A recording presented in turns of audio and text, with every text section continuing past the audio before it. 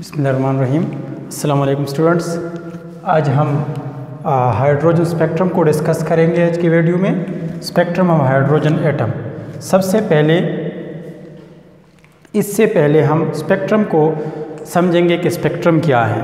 तो spectrum a band और series of radiation in order of increasing और decreasing order of wavelength और frequency when light is resolved into its constituent radiation is called spectrum।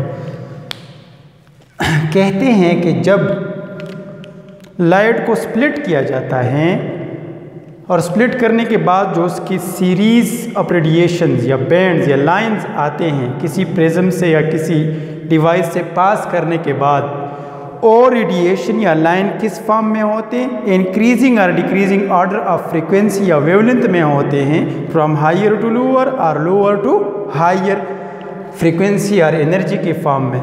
तो उसको हम कहते हैं स्पेक्ट्रम। आम लाइट में पता नहीं चलता ना वेवलेंथ का ना फ्रीक्वेंसी का, लेकिन जब उसको स्प्लिट किया जाता है तो लाइट टूट जाती है किसमें?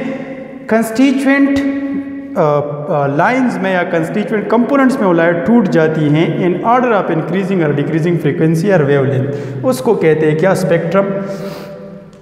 और इसी के साथ एग्जांपल इसकी हैं spectrum of sunlight, hydrogen, electric bulb light. Spectrophotometer is use for studying spectrum. एक डिवाइस होता है, मशीन होती है जिसको स्पेक्ट्रोफोटोमीटर कहते हैं, जो लाइट को मेजर करने के लिए उसके वेवलेंथ को और उसकी फ्रीक्वेंसी को, रेडिएशंस को या वेव नंबर को स्टडी करने के लिए, इंक्रीजिंग और डिक्रीजिंग ऑर्डर में स्टडी करने के लिए उसको यूज़ किया जाता है। पार्ट्स ऑफ स्पेक्ट्रम दो हैं, एक विजिबल है, एक इनविजिबल है। विजिबल वो होता है जो लाइट दिखती हैं, नज़र आती हैं, या जो लाइट जिस चीज़ पे पड़ती है तो चीज़ दिखती हैं, नज़र आती है। इनविजिबल लाइट उसे कहते हैं जो विजिबल ना हो, जो जिसको देखा ना जा सके, उसको इनविजिबल कहते हैं। Type of spectrum. Type of spectrum में दो टाइप्स है, एक को कहते हैं कंटिन्यूस स्पेक्ट्रम, दूसरे को कहते हैं लाइन स्पेक्ट्रम। इसको डिस्कस करते हैं कि कंटिन्यूस स्पेक्ट्रम क्या है। Continuous spectrum, spectrum having no dark और ब्राइट स्पेसेस बिटवीन लाइंस। वो स्पेक्ट्रम जिसमें लाइंस के दरमियान डार्क और ब्राइट क्या हो? क्लियर कट बाउंड्री ना हो। मिसाल के तौर पर ये एक स्पेक्ट्रम है, तो ये ब्लैक है उसमें, और ये इसके साथ डिफ्यूज जो है क्या है? डिफ्यूज़ इसमें क्या है? ग्रीन है। और इसी के साथ इसमें ये डिफ्यूज़ क्या है? इसमें ये डिफ्यूज़ क्या है?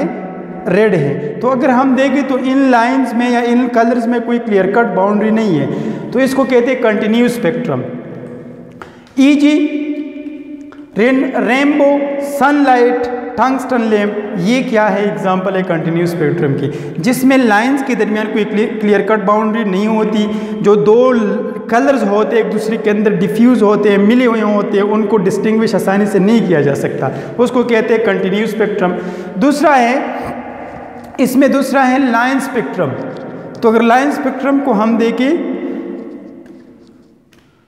लाइन स्पेक्ट्रम को देखें तो मिसाल के तौर पर ये एक सनलाइट है या ऑर्डिनरी लाइट है। सनलाइट अगर इसको पास किया जाता है किसी प्रिज्म से तो ये टूट जाती हैं ये लाइट डिफरेंट वेवलेंथ में। Red, orange, yellow, green, blue, indigo and violet, इन वेवलेंथ में या इन कलर्स में ये टूट जाती है। Red, orange, yellow, green, blue, indigo and violet. अब इसकी डिफरेंट वेवलेंथ होते हैं, जैसा कि हमने डिफिनीशन में कहा कि लाइट को स्प्लिट करना है इंक्रीजिंग और डिक्रीजिंग ऑर्डर ऑफ वेवलेंथ और एनर्जी और फ्रीक्वेंसी में।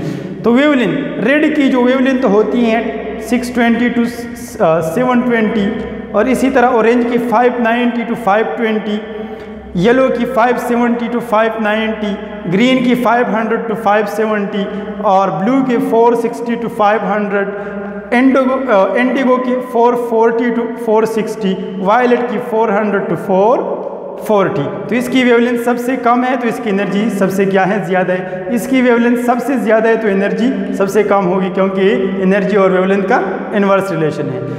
ये है सनलाइट जो स्प्लिट की गई हैं डिफरेंट इसमें, डिफरेंट कलर्स में या डिफरेंट वेवलेंथ में। अब लाइन स्पेक्ट्रम क्या है? कंटिन्यूस स्पेक्ट्रम ये था। लाइन स्पेक्ट्रम क्या है? Spectrum which consist of lines with dark और ब्राइट स्पेसेस बिटवीन देम। अगर हम देखें कंटिन्यूस स्पेक्ट्रम में, ये कंटिन्यूस स्पेक्ट्रम है, इस कंटिन्यूस स्पेक्ट्रम में अगर हम देखें तो ये कलर्स क्या है, डिफ्यूज है, कोई क्लियर कट बाउंड्री नहीं है। लेकिन लाइन स्पेक्ट्रम में क्या है, consist of line with dark और ब्राइट स्पेसेस, जिनमें क्या होती हैं, जिनमें डार्क और ब्राइट क्या होती हैं, स्पेसेस होती हैं। कैसे होती है, मिसाल के तौर पर ये ब्लू है तो इसके दरमियान ये क्या है, ये दरमियान ये क्या है, वाइट या ब्राइट, इसमें बैंड्स होते हैं, तो इसको कहते हैं line spectrum. It is also called atomic spectrum. ये एटम से ये स्पेक्ट्रा, एटम्स ये स्पेक्ट्रा देते थे, इसलिए इसको एटॉमिक स्पेक्ट्रम भी कहते हैं। Each element emit light of definite wavelength. इसमें हर एक एलिमेंट जो होता है एक मखसूस वेवलेंथ की लाइट को क्या करते हैं, इमिट करते हैं। Therefore various element can be distinguish. इसी तरह डिफरेंट एलिमेंट को डिस्टिंग्विश किया जा सकता है, उनमें फ़र्क किया जा सकते हैं, उनको पहचाना जा सकता है। ये देखो, ये सोडियम का स्पेक्ट्रम है, तो ये क्या है, बैकग्राउंड इसका क्या है, डार्क है। इस बैकग्राउंड में वाइट क्या है, ब्राइट बैंड्स हैं। क्या है, ब्राइट बैंड्स हैं। किसमें, डार्क बैकग्राउंड में। डार्क बैकग्राउंड में क्या है, वाइट बैंड्स हैं। तो अगर हम देखें तो यहाँ पे हमारे पास बैंड्स या लाइन आते हैं एक डार्क बैकग्राउंड में, या हमें वाइट बैकग्राउंड में डार्क लाइन्स आते हैं, तो इसलिए क्या कहते हैं, लाइन स्पेक्ट्रम। टाइप्स क्या है लाइन स्पेक्ट्रम की, line spectrum line absorption spectrum भी हो सकता है और लाइट इमिशन स्पेक्ट्रम भी हो सकता है। लाइट एब्जॉर्प्शन स्पेक्ट्रम क्या है, लाइट एब्जॉर्प्शन स्पेक्ट्रम जो है, spectrum produced when rays of particular wavelength are absorbed after passing through the absorbing substances. अगर किसी एब्जॉर्बिंग सब्सटेंसेस से लाइट को पास किया जाए और पास होने के बाद स्क्रीन पे, फोटोग्राफिक प्लेट में या कंप्यूटर की स्क्रीन पे हमें क्या आ जाए, हमें क्या मिले, हमें मिले डार्क लाइंस। तो हम कहते हैं कि जहाँ जहाँ पे डार्क लाइंस आ रही है, यहाँ पे लाइट क्या हो गई है, एब्जॉर्ब हो गई है, जज़ब हो गई है, इसलिए लाइट स्क्रीन पे नहीं आ रही, फोटोग्राफिक प्लेट पे नहीं आ रही। तो जब किसी एब्जॉर्बिंग सब्सटेंस से लाइट को पास किया जाता है और उस एब्जॉर्बिंग सब्सटेंस पार्टिकुलर वेवलेंथ की लाइट को एब्जॉर्ब करता है, तो उस पार्टिकुलर वेवलेंथ की लाइट स्क्रीन पे या फोटोग्राफिक प्लेट पे अपीयर नहीं होती। तो उन लाइन से हमें पता चलता है कि लाइट एब्जॉर्ब हो गई है, तो उसको क्या कहते हैं, उनको हम कहते हैं लाइन एब्जॉर्प्शन, क्योंकि उनमें से कुछ लाइन एब्जॉर्ब हो चुके होते हैं। इधर देखो, series of dark line and bright background. देखो ये डार्क लाइंस हैं, सीरीज ऑफ डार्क लाइन है जो किस में है, वाइट या ग्रीन या डार्क वाइट बैकग्राउंड में। हम इसको ऐसा भी लिख सकते हैं कि मिसाल के तौर पर ये बैकग्राउंड क्या है, ब्राइट है, तो इसमें इस तरह क्या आते हैं, डार्क लाइंस आते हैं। तो जहाँ जहाँ पे डार्क लाइंस है, इसका मतलब है कि यहाँ पे लाइट क्या हो गई है, एब्जॉर्ब हो गई है। तो इसको कहते हैं line absorption spectrum, line absorption spectrum. दूसरा इसका है line emission spectrum. Line emission spectrum क्या है, लाइन एमिशन स्पेक्ट्रम को अगर देखें तो ये इसका अपोजिट है। Line emission spectrum is opposite to line absorption spectrum.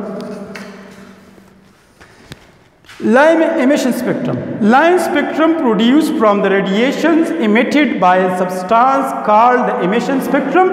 ये उन सब्सटेंस से प्रोड्यूस होती हैं जो लाइट को क्या करते हैं, इमिट करते हैं, खारिज करते हैं।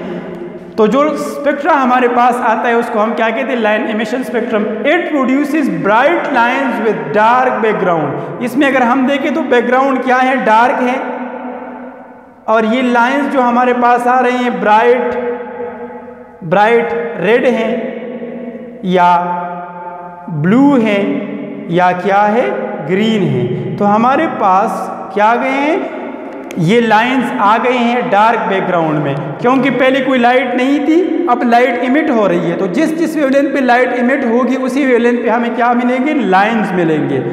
बैकग्राउंड क्या है, पहले से डार्क है, और लाइट जिस जिस वेवलेंथ पे इमिट होगी उसी वेवलेंथ पे हमें क्या मिलेगी, क्या मिलेगा, लाइंस मिलेंगे ब्राइट, इसलिए इसको लाइन एमिशन स्पेक्ट्रम कहते हैं।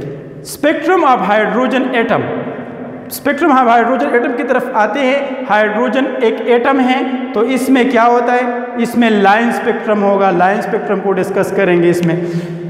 When hydrogen atom is excited and absorb energy from surrounding, its electron moves to higher energy level. A dark band is obtained, but when electron jump from higher to lower energy, a bright band is formed. कहते हैं कि जब hydrogen को excite किया जाए तो excitation के दौरान ये क्या करते हैं, ये हाइड्रोजन एटम एनर्जी एब्जॉर्ब करते हैं। एनर्जी एब्जॉर्ब करने के बाद ये हायर एनर्जी लेवल में जाते हैं। हायर एनर्जी लेवल में जाते हुए ये कौन से हमें क्या करेंगे, हायर एनर्जी लेवल में जाएंगे तो डार्क बैंड मिलेंगे हमें, और जब ऊपर से नीचे आएंगे तो हमें ब्राइट बैंड्स मिलेंगे डार्क बैकग्राउंड में। और ये कैसे प्रोड्यूस किए जा सकते हैं, it can be done by passing electric discharge through the hydrogen gas. अगर हाइड्रोजन गैस को इलेक्ट्रिक, यहाँ पे हाइड्रोजन गैस है H2 गैस, अगर यहाँ से इलेक्ट्रिकल डिस्चार्ज को पास किया जाए, इलेक्ट्रिकल डिस्चार्ज तो ये गैस क्या होती है, एक्साइट होती है, तो ये हमें क्या करेंगे, ये हमें डार्क या वाइट बिग लाइंस देंगे। वो एमिशन या एब्जॉर्प्शन पे डिपेंड करते हैं। And can be absorb with the help of spectroscope. और इसको इन लाइन को किसकी मदद से, स्पेक्ट्रोस्कोप की मदद से ऑब्जर्व किया जाता है। इसको देखिए, डिस्चार्ज ट्यूब है जिसमें हाइड्रोजन गैस है। यहाँ से हाइड्रोजन गैस क्या लाइट या इमिट कर रही है। इमिट करने के बाद ये लाइट्स यहाँ पे आ रही है, स्लिट से पास हो रही है, पास हो के यहाँ पे आके प्रिज्म से टकरा रही है। प्रिज्म से पास होने के बाद ये डिफरेंट वेवलेंथ में स्प्लिट होती है, ये लाइट, ये लाइंस। तो अगर हम देखें तो ये फोटोग्राफिक प्लेट है, तो इस प्लेट पे हम डिफरेंट वेवलेंथ की लाइंस को देख सकते हैं। ये 410, 434, 486, 456, red, green, blue, violet and violet, ये डिफरेंट लाइंस है जो किसी प्रिज्म से हाइड्रोजन की लाइट को, हाइड्रोजन से इमिटेड लाइट को प्रिज्म से पास होने के बाद जो हमारे पास लाइंस आते हैं, तो इसको हाइड्रोजन का स्पेक्ट्रा क्या कहा जाता है। अब इस हाइड्रोजन के स्पेक्ट्रम में कुछ बातें हैं, और वो ये है कि ये हाइड्रोजन जो है, हाइड्रोजन इसको फर्दर स्टडी किया था 1884 में जे बाल्मर ने। Balmer observe 4 prominent coloured line, red, blue green, blue violet in the visible spectrum of hydrogen spectrum. J Balmer ने 1884 में क्या किया था, कुछ कलर्स या कुछ रेडिएशंस ऑब्जर्व किए थे हाइड्रोजन के विजिबल रीजन में। और इस सीरीज को, above series of 4 lines, 4 lines कौन से थे, red, blue green, blue violet, और 4 lines were called Balmer series. इन 4 लाइंस को क्या कहा गया था, इनको बाल्मर सीरीज कहा गया था। और इसी बाल्मर सीरीज के साथ, in addition to Balmer series, 4 other spectral lines series were also discovered in IR region. ये कौन सी रीजन में था, विजिबल रीजन में। ये कौन सी रीजन में, विजिबल। लेकिन इसके साथ IR रीजन में भी एक कुछ सीरीज डिस्कवर किए गई, और UV रीजन, अल्ट्रावायलेट रीजन में भी कुछ लाइंस या रेडिएशंस विद डिफरेंट फ्रीक्वेंसी और वेवलेंथ एनर्जी ऑब्जर्व किए गए। Thus all we have 5 spectral line. इसी तरह हम हाइड्रोजन के लिए हमारे पास कितने हैं, 5 स्पेक्ट्रल लाइंस हैं, सीरीज हैं in atomic spectrum of hydrogen. Hydrogen के एटॉमिक स्पेक्ट्रम में 5 स्पेक्ट्रल लाइन सीरीज हैं।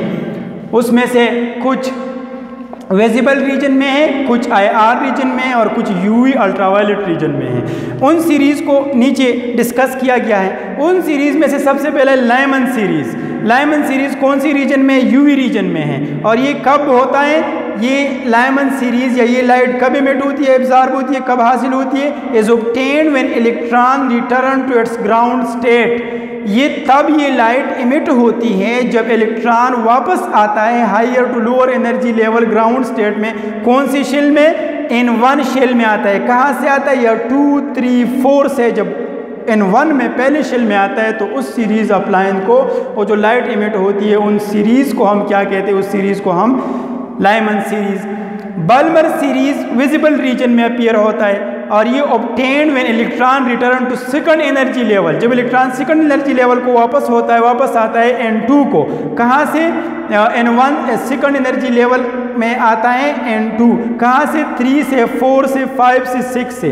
N2 को जब electron N1 is equal to 2 and N2 is equal to 3 4 5 6, जब 3 4 5 6 से किस में आता है 2 में इलेक्ट्रॉन आता है तो उसको क्या कहते हैं, उसको बाल्मर सीरीज कहते हैं। पर्स्टन सीरीज ये नियर IR रीजन में अपीयर होता है और जब इलेक्ट्रॉन 3 में आता है, किस में, थर्ड शेल में या तल एनर्जी लेवल में आता है, कहाँ से 4 5 और 6 से। Bracket series mid IR region में है, जब इलेक्ट्रॉन वापस रिटर्न होता है कहाँ से, कहाँ 5 6 7 से, कौन सी शेल में, फोर्थ में, तो उसको हम क्या कहते हैं, Brackett series. P fund series को अगर हम देखें तो फार IR रीजन में यह होता है जब electron N1 is equal to 5, fifth energy level में जब इलेक्ट्रॉन जंप करता है या नीचे आता है वापस आता है, कहाँ से 6 या 7 से। तो ये हैं डिफरेंट सीरीज और डिफरेंट स्पेक्ट्रल लाइन जिसमें इलेक्ट्रॉन डिफरेंट एनर्जी लेवल में जंप करते हैं और different radiation with different frequency and different energy क्या करता है, इमिट करता है, एब्जॉर्ब करता है। अब देखो इसके लिए एक फार्मूला है लाहौर, फार्मूला है इसके लिए लाहौर, इसको ऐसे याद कैसे, लाहौर बारबेक्यू पर बिरयानी पकाओ, ये आप इस तरह याद कर सकते हैं। Lyman series, Balmer series, Paschen series, Brackett series and Pfund series, Lahore barbecue पर बिरयानी पकाओ। तो ये हैं स्टूडेंट्स हमारे पास different spectral lines in the spectrum of hydrogen. अब इसको इस एक ग्राफ की मदद से समझते हैं। अगर हम इधर इसमें देखें, इस ग्राफ में अगर हम देखें तो ग्राफ में हमें नज़र आता है कि डिफरेंट स्पेक्ट्रल लाइन की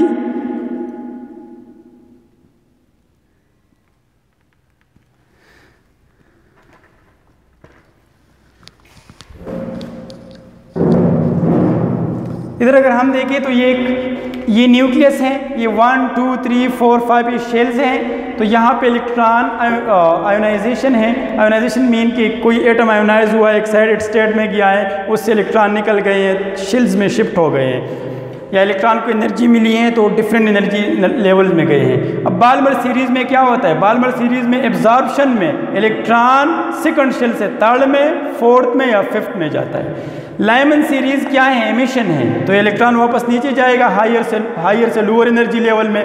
तो ये लाइमन सीरीज में इलेक्ट्रॉन यहाँ से भी इस शेल से ऊपर जितनी भी शेल है उससे शेल नंबर फर्स्ट में क्या करता है, जंप करता है। बाल्मर सीरीज जो है एमिशन, ये बाल्मर सीरीज एब्जॉर्प्शन है तो नीचे से ऊपर, ये बाल्मर सीरीज एमिशन है तो ऊपर से नीचे इलेक्ट्रॉन जंप करते हैं, या सेकंड शेल से ऊपर जाएंगे इलेक्ट्रॉन या ऊपर से सेकंड शेल में आएंगे बाल्मर सीरीज में। इसी तरह पर्स्टन सीरीज को अगर देखें तो एमिशन नियर IR है, तो एमिशन में क्या, थर्ड एनर्जी लेवल में जितनी भी थर्ड से ऊपर एनर्जी लेवल है, फोर्थ फिफ्थ सिक्स वगैरह, उससे थर्ड में आएंगे। और इसी तरह ब्रैकेट सीरीज में क्या होंगे, इलेक्ट्रॉन फोर्थ एनर्जी लेवल में आएंगे, और पी फंड सीरीज में इलेक्ट्रॉन 5 एनर्जी लेवल में आएंगे। ये और अगर पहला एनर्जी लेवल है तो जाहिरी बात है दूसरे से आएंगे या तीसरे से चौथे, अगर दूसरा है तो तीसरे चौथे और पांचवें से आएंगे, अगर तीसरा है तो पांचवें छठे से फोर्थ फिफ्थ सिक्स से आएंगे, अगर फोर्थ है तो फिफ्थ सिक्स सेवन से आएंगे, अगर 5 है तो 6 7 8 से आएंगे, अगर 6 है तो 7 8 9 से आएंगे। इसी तरह डिफरेंट एनर्जी लेवल से इलेक्ट्रॉन जंप करते या डिफरेंट एनर्जी लेवल में जंप करते। अब defects of Bohr model, Bohr model की कुछ खामियां हैं जिनको डिस्कस करते हैं। Unsuccessful to explain complicated spectra, Bohr model सिर्फ स्पेक्ट्रा एक्सप्लेन कर सकता है हाइड्रोजन के लिए जिसमें 1 इलेक्ट्रॉन सिस्टम है, ये सिर्फ 1 इलेक्ट्रॉन सिस्टम को अप्लाई होता है, हाइड्रोजन लिथियम +2 और हीलियम +1 एटसेट्रा, इस तरह के सिस्टम को अप्लाई होता है। इसके अलावा जो मल्टी इलेक्ट्रॉन सिस्टम है उसको अप्लाई नहीं होता बोहर मॉडल। इसके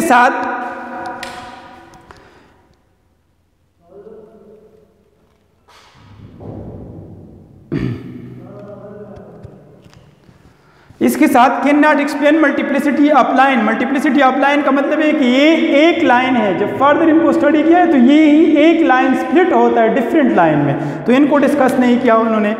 इसी तरह can not explain Zeeman effect, Stark effect. आता हूँ मैं, जीमन और स्टार्क इफेक्ट को एक्सप्लेन नहीं कर सका। जीमन इफेक्ट और स्टार्क इफेक्ट का मतलब ये है कि the splitting of these lines in the presence of electric and magnetic field. Modern research no longer believe in well-defined orbit system। और मॉडर्न रिसर्च कहती हैं कि जो इलेक्ट्रॉन का सिस्टम है, जिनमें हम कहते हैं, बोहर ने कहा था कि इनमें ऑर्बिट से शेल हैं, इन पे उनका बिलीव ख़त्म हो गया है। अब वो इलेक्ट्रॉन को उस सेंस में डिफाइन या एक्सप्लेन नहीं करता, अब उसको एक वेव्स के फॉर्म में, एक क्वांटम के फॉर्म में उसको डिस्कस किया जाता है और स्टडी किया जाता है। तो ये था बोहर एटॉमिक मॉडल, जिसमें हमने डिस्कस किया spectrum of hydrogen, spectral line of hydrogen, different series in spectrum of hydrogen. इंशाल्लाह नेक्स्ट वीडियो में हम प्लैंक क्वांटम थ्योरी को डिस्कस करेंगे। और तब तक के लिए इजाज़त चाहता हूँ। अल्लाह हाफिज़।